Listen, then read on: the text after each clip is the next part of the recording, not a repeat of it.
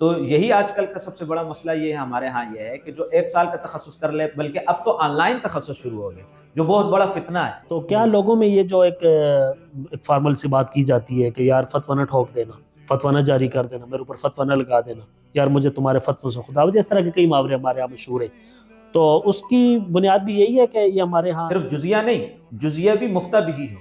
ٹھیک ہے؟ آپ یہ دیکھیے کہ ہمارے ہاں جب امام ابو حنیفہ رحمۃ اللہ علیہ کے اس کے بعد بھی بعض اوقات ہمارے سامنے ایسا رویہ آتا ہے کہ وہ یہ رائے قائم کر لیتے ہیں اور یا انہیں یہ کمانڈ ہوتا ہے کہ اب ہم اصولوں سے اور قرآن و حدیث سے استنباط کر لیتے ہیں اور خود بھی ایک رائے قائم کر لیتے ہیں، یہ رویہ درست ہے؟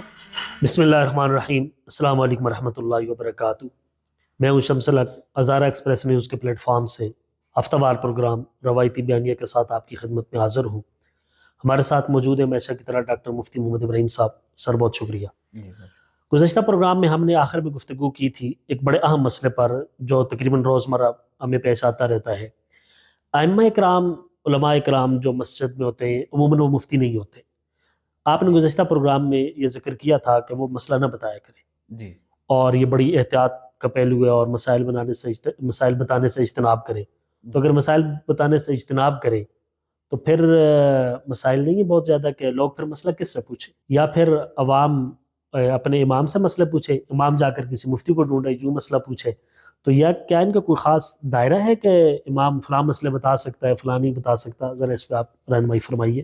جی دیکھیے، ہم پچھلی پروگرام میں بھی ایک چیز کی وضاحت کی تھی کہ ایک مسائل کا تعلق ہے عمومی اصولوں سے متعلق۔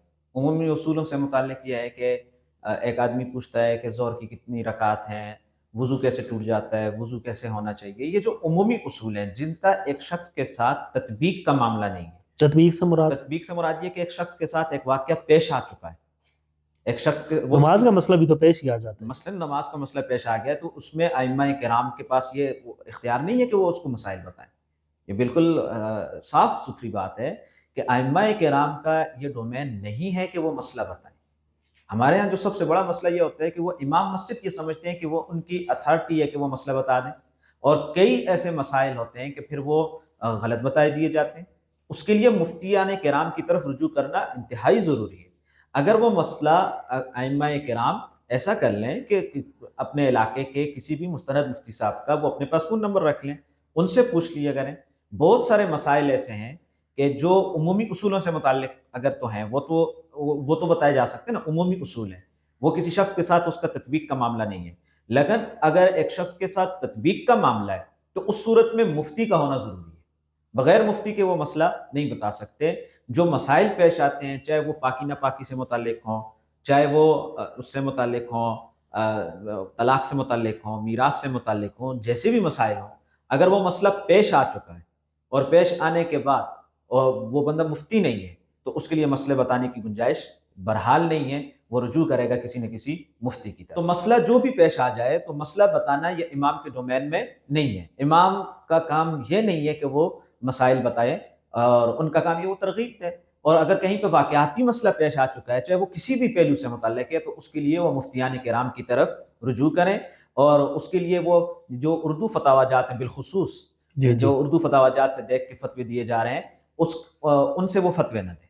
مثلاً پھر تو ائمہ کرام سب کے پاس آج کل موبائل بھی ہوتے ہیں، بلکہ لوگوں کے پاس بھی ہوتے ہیں۔ یہ خیر دونوں پہلوؤں سے اس پر گفتگو ہو سکتی ہے کہ آپ کہنا یہ چاہ رہے ہیں کہ عام آدمی کے پاس بھی چیٹ جی پی ٹی جیسی سہولیات میسر ہیں، تو وہ بھی وہاں سے دیکھ کر فتویٰ نہ لے، اور امام بھی گوگل سے دیکھ کر یا چیٹ جی پی ٹی سے دیکھ کر فتویٰ نہ دے۔ جی بالکل ایسا ہی ہے کہ جو مسئلہ پیش آ چکا ہے اس کے بارے میں نہ عوام چیٹ جی پی ٹی سے مسئلہ پوچھے، نہ امام جو ہے وہ آن لائن مسائل دیکھیں اور آن لائن مسائل دیکھ کر وہ جو ہے اس سے مسئلہ بتائیں۔ اچھا ڈاکٹر صاحب، ایک صورتحال اس میں اور بھی پھر قابل وضاحت ہے کہ بعض اوقات ایک آدمی نے مسئلہ پوچھا ہے، وہ اردو فتاوی جات میں وہ بالکل منوان اسی طرح موجود ہے، وہاں پر ایز اٹ از وہاں سے اٹھا کر سوال بھی وہی تھا جواب بھی وہی تھا، وہ بتا دیا، اس میں حرج کیا ہے؟ دیکھیے، جو اردو فتاوی جات میں مسائل لکھے ہوئے ہوتے ہیں وہ بالکل ٹھیک لکھے ہوئے ہوتے ہیں، یا جو ہمارے پاس آن لائن جو فتاوی جات ہوتے ہیں، جو مستند دارالافتاء ہیں ان کی ویب سائٹس ہیں، وہاں پر جو فتاوی جات ہیں وہ سارے ٹھیک ہوتے ہیں۔ مسئلہ یہ ہوتا ہے کہ اب وہ فتویٰ جو مجھ سے مسئلہ پوچھنے کے لیے بندہ ہے اس کے ساتھ کوریلیٹ کر رہا ہے یا نہیں، اس کا مسئلہ سیم وہی ہے یا نہیں، یہ کام ہوتا ہے مفتی کا۔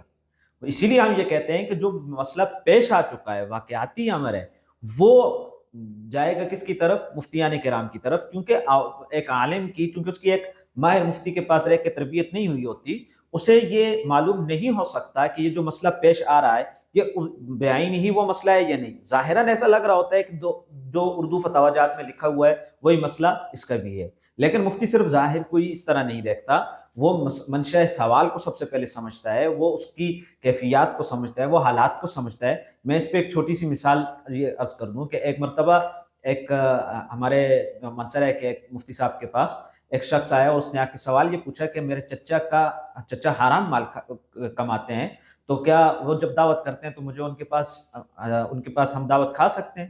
اب اگر یہ سوال اصولی طور پر دیکھا جائے یا آپ کسی بھی جگہ پر دیکھیں تو وہ تو یہ لکھا جائے گا کہ جن کے ہاں حرام مال ہے تو وہاں پر دعوت نہیں ہو سکتی، لیکن مفتی صاحب نے ان سے پوچھا کہ باقی باتیں تو یہ چھوڑیں، آپ کو کیسے پتہ چلا کہ وہ حرام کماتے ہیں؟ تو انہوں نے کہا جی لوگ کہتے ہیں۔ تو انہوں نے کہا ان کی کمائی کیا ہے؟ کہتے مجھے نہیں معلوم۔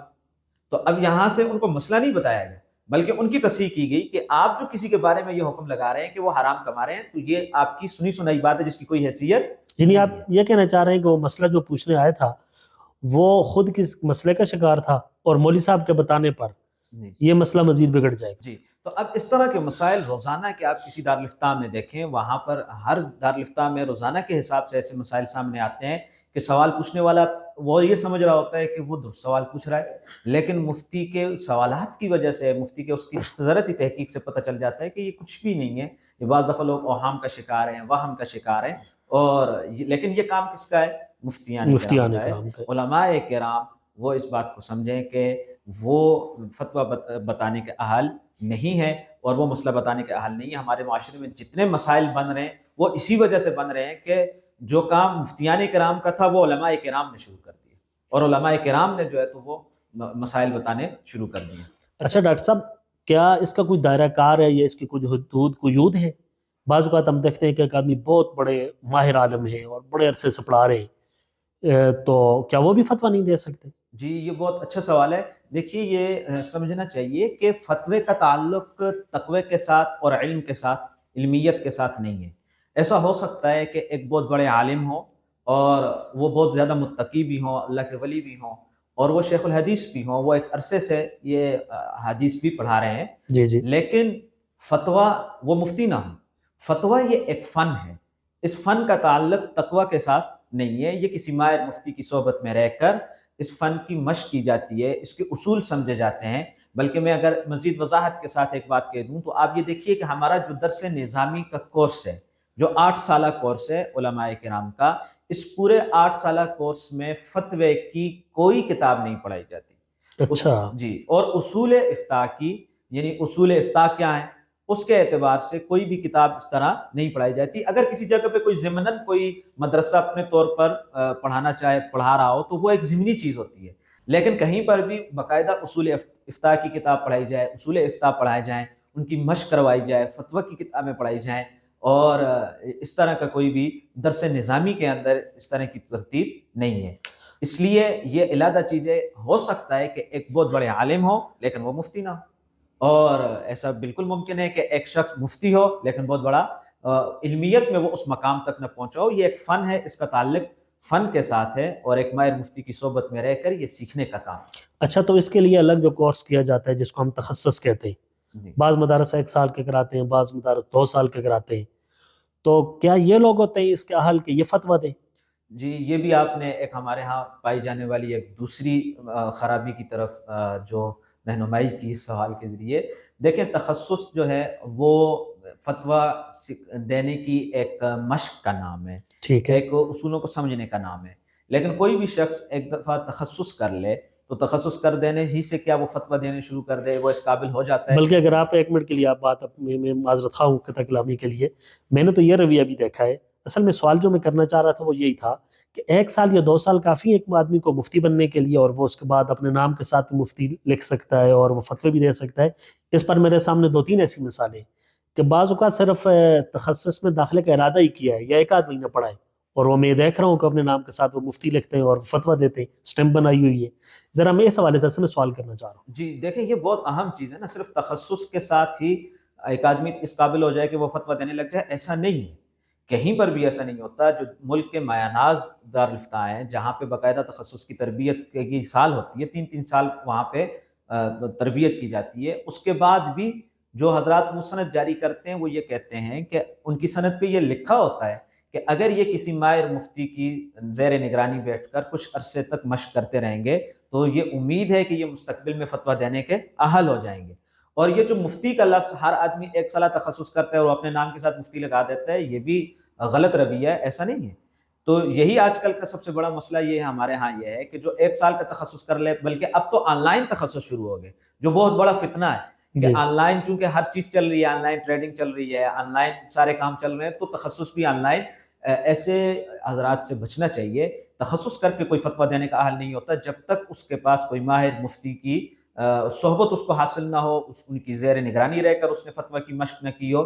آپ دیکھیے کہ ہمارے اکابرین اگرچہ وہ فتوے تخصص نہیں کیا کرتے تھے کہ تخصص 1 سال کا، 2 سال کا، 3 سال کا تخصص نہیں کرتے تھے، لیکن وہ ایک ماہر مفتی کی نگرانی میں رہ کر فتوے کی مشق کیا کرتے تھے. تو یہ ماہر مفتی کی نگرانی، زیر نگرانی رہنا یہ بہت ضروری. تو ڈاکٹر صاحب جس طرح ہم نے یہ چونکہ بڑا حساس موضوع ہے، یہ دونوں پہلوؤں سے، عوام کے رویے کے اعتبار سے بھی اور ہمارے مفتیان نظام کی بھرمار کے اعتبار سے بھی، تو کیا لوگوں میں یہ جو ایک فارمل سی بات کی جاتی ہے کہ یار فتویٰ نہ ٹھوک دینا، فتویٰ نہ جاری کر دینا، میرے اوپر فتویٰ نہ لگا دینا، یار مجھے تمہارے فتووں سے خدا وجہ، اس طرح کے کئی محاورے ہمارے یہاں مشہور ہیں، تو اس کی بنیاد بھی یہی ہے کہ یہ ہمارے ہاں فتوے میں احتیاط نہیں کی جاتی، یا غیر محتاط لوگ آ جاتے ہیں اس میدان میں اور فتوے دیتے ہیں اور مسائل بنتے ہیں؟ کیا لوگوں کو یہ راہ ہم نے خود ہی دی ہے اپنے غیر ذمہ دارانہ رویے کی وجہ سے؟ جی دیکھیں، اس میں یہ اس بات کو تسلیم کرنے میں کوئی یار نہیں محسوس ہونی چاہیے کہ اس میں ہم لوگوں کا بھی ایک بہت بڑا ہاتھ ہے کہ ہم نے جو ہمارے ہاں مفتیان کرام جو تخصص کر کے آتے ہیں، انہیں مفتی تو نہیں کہنا چاہیے، متخصص ہوتے ہیں، ان کے غیر محتاط فتاوا نے یا ان کے غیر محتاط جو رویے ہیں انہوں نے معاشرے کے اندر ایک غلط رویے کو جنم دیا. اور وہ غلط رویہ یہی ہے کہ اب فتوے جو لفظ انتہائی اہم لفظ تھا، یہ کتنا اہم لفظ تھا، کتنا اہم منصب تھا کہ آپ دیکھیے کہ سب سے پہلے یہ لفظ استعمال ہوا کس کے لیے؟ اللہ تبارک و تعالیٰ. جی بالکل. یستفتونک، اور اس کے جواب میں کیا آ رہا ہے؟ قل اللہ یفتیکم، اللہ فتویٰ دیتا ہے، اللہ فتویٰ دیتے ہیں. فتویٰ اتنا اہم ہے. اور آج ہماری عامیانہ اور فارمل گفتگو کے اندر بھی یہ معاملہ ہو گیا کہ ہم کہتے ہیں بھئی فتویٰ نہ جھاڑ دینا، فتویٰ نہ لگا دینا. تو یہ جو فتوے کی اہمیت اتنی ہمارے ہاں گر گئی، جبکہ ایک اہم مسئلہ یہ ہے کہ فقہاء کرام نے یہ مسئلہ لکھا ہے کہ اگر کوئی شخص فتوے کی بے توقیری کرتا ہے تو کیا وہ دائرہ اسلام میں رہے گا یا نہیں رہے گا. اچھا، اس حد تک یہ نازک معاملہ ہے، تو جس کے اوپر یہاں تک گفتگو ہوئی ہے. لیکن وہ فتویٰ اتنے حد تک نیچے چلا گیا عوام کے اندر، تو اس میں جہاں عوامی سطح پر غلط ایک فہم ہے فتویٰ کے اعتبار سے، وہ سمجھتے ہیں کہ ہر بے تکی بات اور بے رغبی بات یا ہر دین کا جو حکم ہے اسی کو وہ یہ سمجھ لیتے ہیں فتویٰ ہے. وہیں پر یہ جو دوسرا پہلو آپ نے بتایا کہ ہمارے ہاں جو برمار ہے اور اس برمار کے ذریعے سے جو غیر محتاط رویے ہیں کہ فوری طور پر جو ہے نا وہ مسئلہ بتا دینے کا جو رویہ ہے، اس نے بھی یہ مسائل کھڑے کیے ہیں. اور واقعی اس رویے سے بچنا چاہیے، ایسا سمجھنا چاہیے کہ ہر متخصص جو ہے وہ فتویٰ دینے کا اہل نہیں ہوتا. اچھا چلیں، ایک مفتی صاحب ہیں، ہم دیکھ لیتے ہیں کہ وہ مفتی صاحب ہیں اور تخصص بھی انہوں نے کیا ہوا ہے اور کچھ عرصہ انہوں نے مہارت بھی حاصل کر لی ہے، جس طرح آپ نے کہا کہ کسی کی زیر نگرانی. اس کے بعد بھی بعض اوقات ہمارے سامنے ایسا رویہ آتا ہے کہ وہ یہ رائے قائم کر لیتے ہیں اور یا انہیں یہ گمانڈ ہوتا ہے کہ اب ہم اصولوں سے اور قرآن و حدیث سے استنباط کر لیتے ہیں اور خود بھی ایک رائے قائم کر لیتے ہیں. یہ رویہ درست ہے؟ یہ بالکل درست رویہ نہیں ہے. آپ دیکھیے کہ ایک مفتی کے لیے یہ رویہ خود اس بات کا عکاس ہے کہ ان کی فتویٰ میں صحیح تربیت نہیں ہوئی. اب دیکھیں کہ فتویٰ کے اندر یہ معاملہ ہی نہیں ہے کہ براہ راست قرآن سے آپ استدلال کریں یا براہ راست حدیث سے آپ استدلال کریں. براہ راست قرآن اور حدیث سے استدلال کرنا یہ مجتہد کا کام ہے. تو مفتی کا کام تو یہ ہے کہ وہ جزیات کو دیکھے گا اور وہ نقل فتویٰ کرے گا. وہ مقلد ہے. مفتی کی اپنی حیثیت یہ ہوتی ہے کہ وہ مقلد ہوتا ہے، وہ جزیات کو دیکھتا ہے، تطبیق دیتا ہے اور پھر وہ فتویٰ نقل کرتا ہے. اس لیے یہ جو جس کو فخر سمجھ کے یا ہمارے ہاں کا یہ جو رائے قائم کرنے میں براہ راست قرآن سے استدلال ہے یا براہ راست حدیث سے استدلال ہے، یہ مفتیان کرام کے ڈومین میں کوئی اچھی چیز نہیں ہے، بلکہ یہ قابل مذمت چیز ہے. جبکہ وہاں پر وہ فتویٰ دے رہے ہیں اور کوئی فقہ کی کوئی بات ذکر نہیں کر رہے، حوالہ ذکر نہیں کر رہے، ان کو فقہ کے اصولوں کا معلوم نہیں ہے، انہیں مفتہ بھی قول غیر مفتہ بھی قول کا علم نہیں ہے، اور پھر وہ جو ہے تو وہ براہ راست ایک فتویٰ لکھتے ہیں، اور فتویٰ لکھنے کے بعد اس پہ اپنی رائے قائم کرتے ہوئے، خاص طور پہ اپنی رائے قائم کرتے ہوئے یہ کہتے ہیں کہ میں نے یہ رائے قرآن اور حدیث سے یوں سمجھی، تو یہ کام مفتی کا نہیں ہے۔ اچھا، اس میں آپ نے ایک بات کی کہ وہ جزیات کو دیکھتے ہوئے مفتی فیصلہ کرے گا فتویٰ کیسے لکھنا ہے۔ یہ اکثر یہ رویہ دیکھا گیا ہے کہ مفتیان نظام جزیات کو بڑا فوکس کرتے ہیں، اس کی کیا وجہ ہوتی ہے؟ یہ بہت اہم چیز ہے۔ اس کی وجہ یہ ہے کہ آپ یہ دیکھیے کہ وہ جو جزیات فقہائے کرام نے بیان کی ہوئی ہیں، ان جزیات ہی کی بنیاد پر فتویٰ دیا جاتا ہے۔ میں نے پہلے بھی اس بات کی طرف اشارہ کیا کہ جب ایک آدمی فتویٰ دیتا ہے تو فتویٰ دینا یہ پورا ایک سسٹم ہے، ایک نظام ہے، اس کے اصول ہیں، ان اصولوں کی بنیاد پر ہی فتویٰ دیا جا سکتا ہے۔ ایسا نہیں ہے کہ کوئی بھی آدمی اٹھے اور اٹھ کے وہ فتویٰ دینا شروع کر دے۔ تو وہ جو مفتیان کرام کا ایک پورا پیراڈائم یوں سمجھ لیجیے ہے، اس میں سب سے پہلے دیکھا ہی یہ جاتا ہے کہ جزیہ ہو، اور وہ جزیہ کسی فقیہ کا ہونا چاہیے، مستند ہونا چاہیے۔ اس میں سب سے بڑی جو حفاظت ہو جاتی ہے وہ یہ ہوتی ہے کہ مفتی کی ذاتی رائے درمیان سے نکل جاتی ہے، جی، وہ اس کو ایک جزیہ مل جاتا ہے اور وہ مفتہ بھی قول ہوتا ہے۔ وہ جزیہ ہونا اس لیے ضروری ہے، صرف جزیہ نہیں، جزیہ بھی مفتہ بھی ہو۔ ٹھیک ہے۔ آپ یہ دیکھیے کہ ہمارے ہاں جب امام ابو حنیفہ رحمۃ اللہ علیہ کے منہج میں فقہ حنفی میں کئی مسائل میں امام صاحب کا بھی اختلاف ہے، امام ابو یوسف رحمۃ اللہ علیہ کا بھی اختلاف ہے، امام محمد رحمۃ اللہ علیہ کا بھی اختلاف آ جاتا ہے مسائل میں، تو وہاں بھی باقاعدہ اصول اپلائی ہوتے ہیں کہ کہاں پر کون سا اصول پر جو ہے نا وہ فتویٰ دیا جائے گا۔ تو ساری بات کا خلاصہ یہ ہے کہ جہاں پہ مفتہ بھی قول ہو، تو مفتہ بھی قول جزیہ ہونا، اور وہ جزیہ بھی کون سا ہو، مفتہ بھی ہو، یہ فتویٰ کے اندر انتہائی اہم ہوتا ہے۔ اسی سے حفاظت ہوتی ہے کہ انسان کی ذاتی خواہش بیچ میں شامل نہیں ہوتی، مسائل بھی حل ہوتے ہیں، اور انسان درست سمت میں رہتا ہے اور صحیح ڈومین میں رہتا ہے۔ جی ڈاکٹر صاحب، بہت شکریہ۔ آج کے پروگرام میں ناظرین ہم نے فتویٰ اور فتوے کے معاشرتی اثرات اور مفتیان نظام کے رویوں کے اعتبار سے ہم نے بڑی اہم گفتگو کی۔ یہ چونکہ بڑا اہم مسئلہ ہے، اس پر کچھ سوالات مزید باقی ہیں، انشاءاللہ اگلے پروگرام میں ان کے ساتھ آپ کی خدمت میں حاضر ہوتے ہیں۔ بہت شکریہ۔ السلام علیکم ورحمۃ اللہ۔